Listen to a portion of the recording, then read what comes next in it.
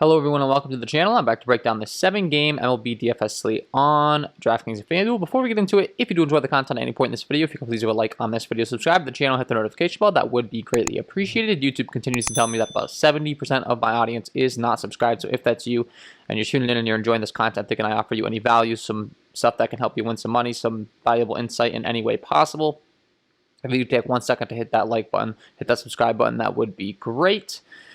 And with that being said, let's go ahead and start breaking down the slate today. So as always, I'd like to go ahead and sort my sheet by K rate, figure out the pitchers that we're going to want to play on both sites. One little quick disclaimer before we get into it. The Pittsburgh-Detroit game is the second of a doubleheader and will only be featured on DraftKings, and then will only be a 7-inning game because all back-to-backs or all doubleheaders this season are only 7 innings. So Detroit and Pittsburgh we're going to treat a little bit differently, but the rest of the slate we got on both sites, and we can talk and then compare price tags and all that fun stuff like we always do. So as always, top pitcher on the slate, we got Ian Anderson taking on the New York Yankees. Comes with a 29.3% K rate, a 12.1 swing strike rate. The ground ball and the fly ball stuff's good. The hard contact stuff's good. He has a walk issue against right-handed hitting, a 24.8% K rate still though, and a 34.4% K rate against lefties. Really solid against lefties, but the problem is he's taking on a New York squad that has a very right-handed heavy lineup today. Looking at their lineup, DJ LeMahieu, Aaron Judge, Giancarlo Stanton, Gleyber Torres, Gary Sanchez, etc. A lot of right-handed heavy bats. And looking in the Yankee Stadium, the weather today looks like there's about 18-mile-an-hour winds blowing out the straightaway center, so that is going to be very friendly hitting weather. Great hitting ballpark as is, and then when you factor in that, there's going to be 18-mile-an-hour winds blowing out, not going to be the greatest spot to be targeting pitchers. With that being said, of course, the Yankees do have quite a few strikeouts in their lineup, so if you want to go to Ian Anderson, I have no issues with doing that in tournaments, of course. They can definitely slug, but they definitely have some strikeouts, and overall he's been pretty good on the hard contact and all that stuff. However, looking at his first few starts, he's definitely having some walk issues, and it's definitely leading to some pretty tiresome innings and some stress on him for the runners on the base path. So, as far as his outings and stuff, he's only been able to make it through about 5 innings, 3 earned runs, 4 earned runs the last 2 times out. Not exactly seeing the same performances that we were seeing out of him at his rookie campaign, but overall still has the strikeout stuff, top strikeout stuff on the slate, and he has taken on a New York Yankees lineup that does strike out quite a bit. So as a tournament play, he's definitely viable.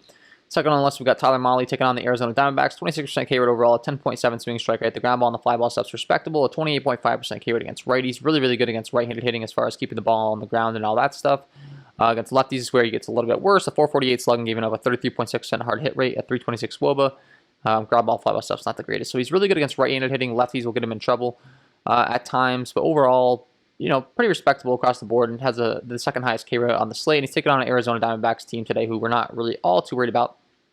However, we have another situation where Tyler Mahle's pitching in the Great American Small Park, as we like to call it, because it's a great hitting environment. Looking at the Cincinnati Reds ballpark, you can see home runs, triples, all that stuff, green across the board.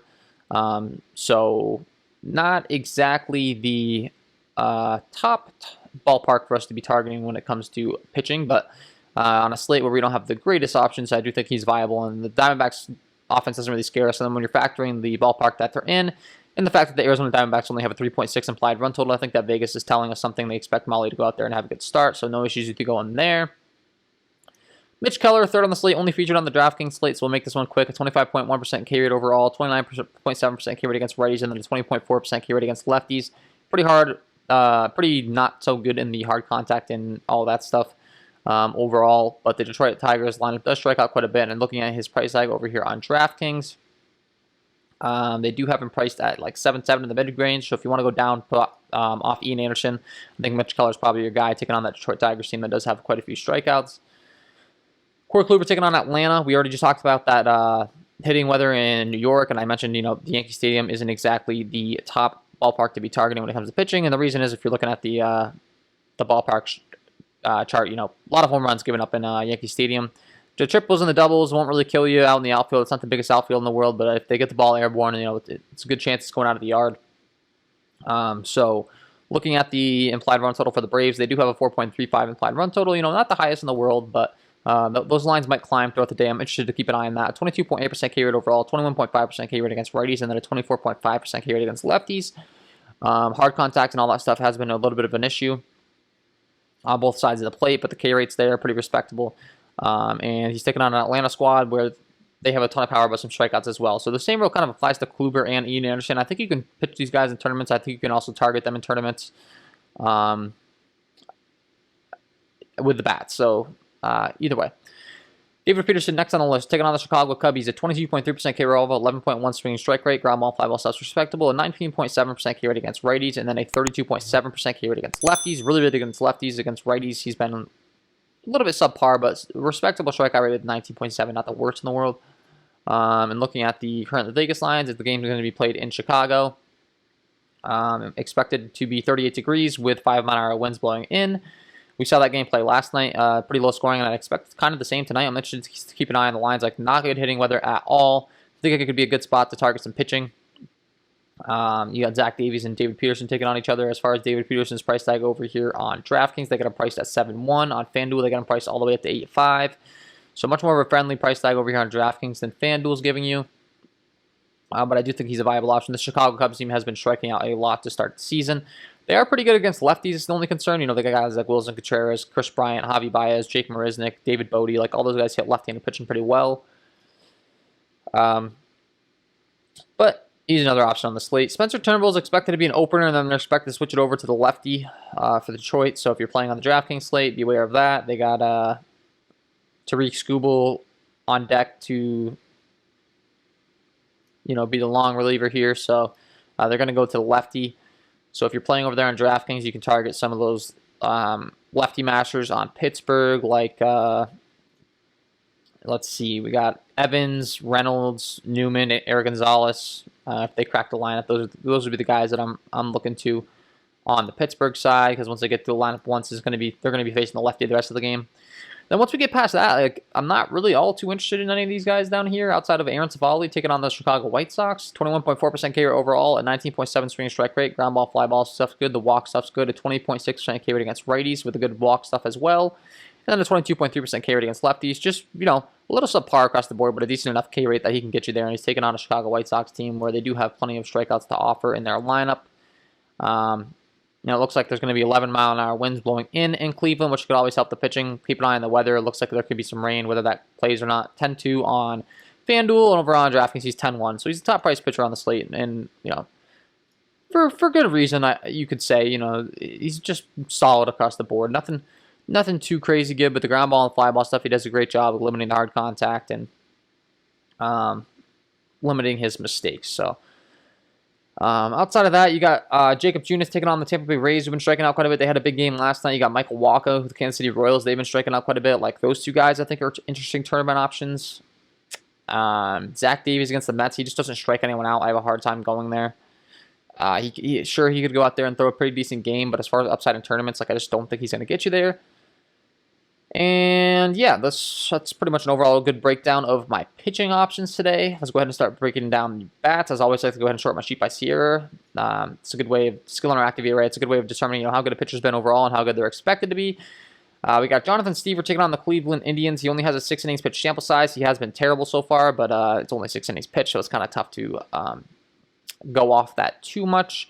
I'm definitely going to be relying on some Vegas lines here. Once the Vegas lines come in and we see that run total, keep an eye on that, because that's going to give you more of an idea of whether Vegas expects these trends to continue or not.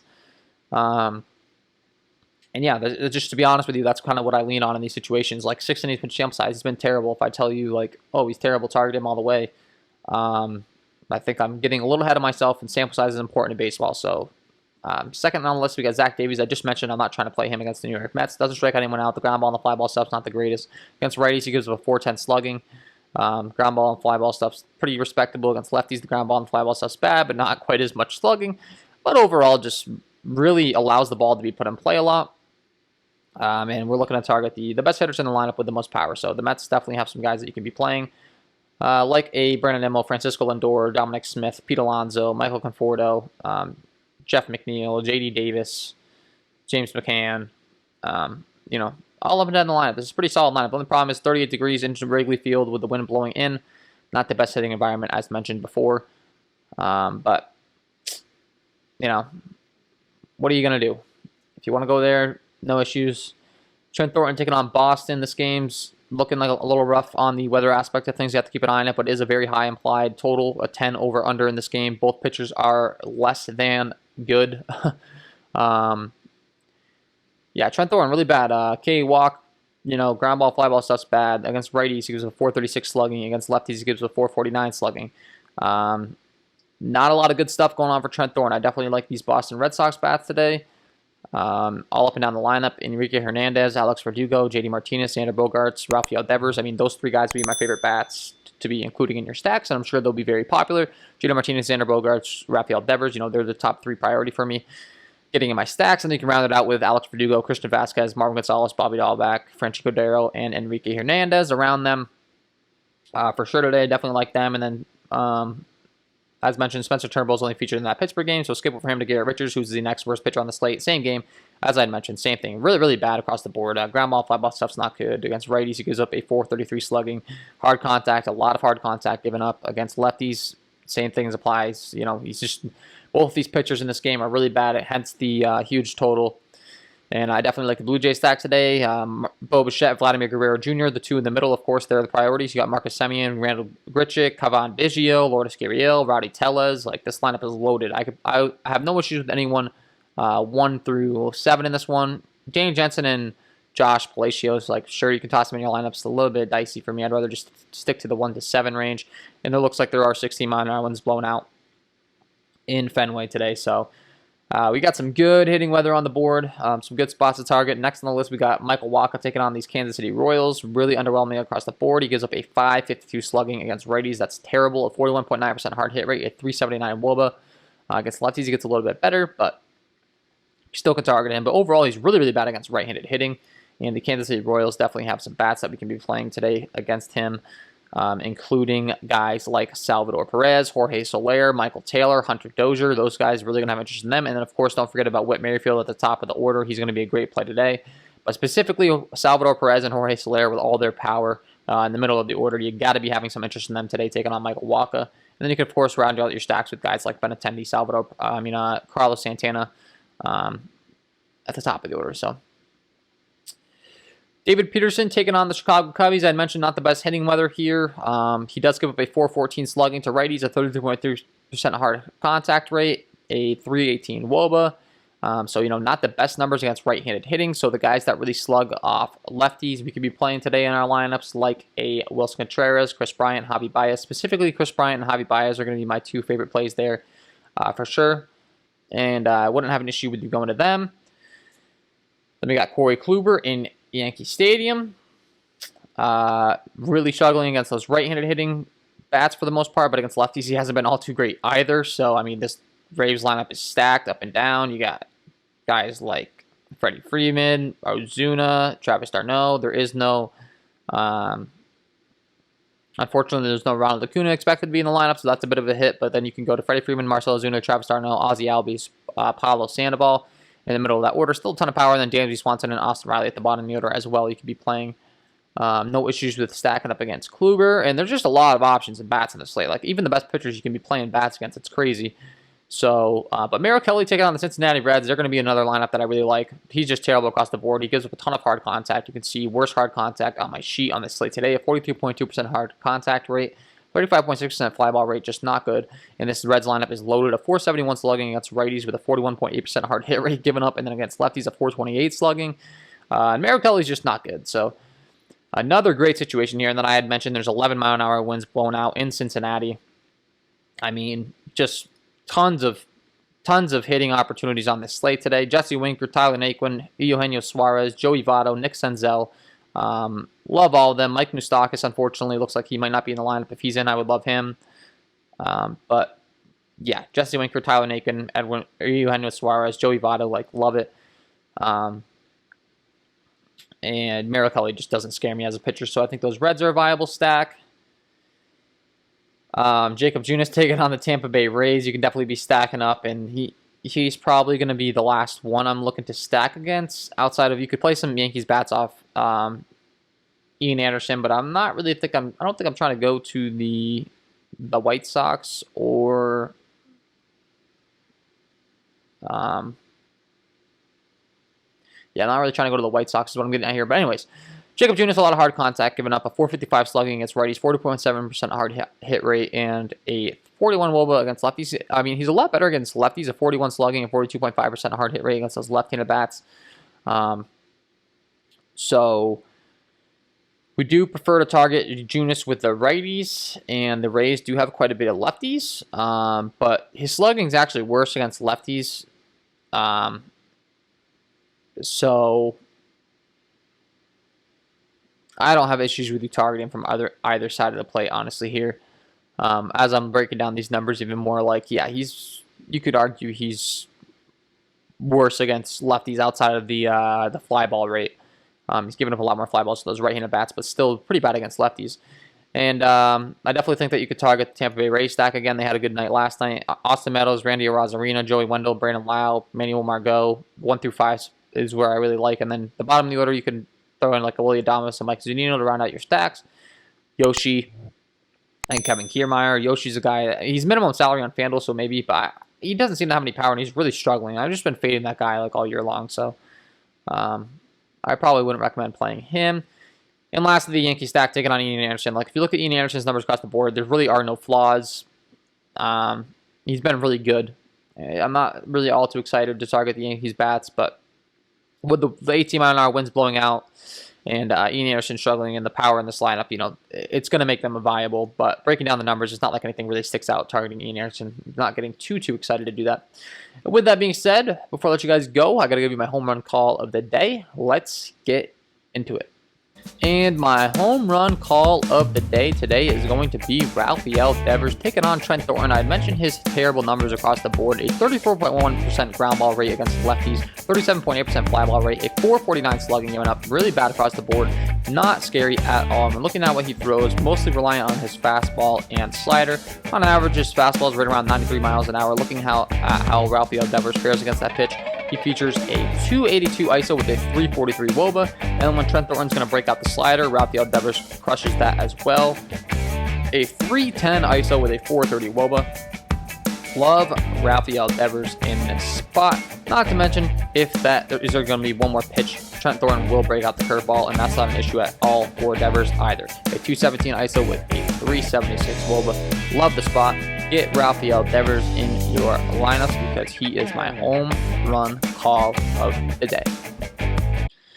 So there you have it, guys. Rafael Devers going deep off Trent Thornton. Get him in your lineups, and that is all from me in this one. If you did enjoy the content, if you could please leave a like on this video, subscribe to the channel, hit the notification bell. That would be greatly appreciated. Wish you guys all the best of luck tonight, and we will see you in the next one.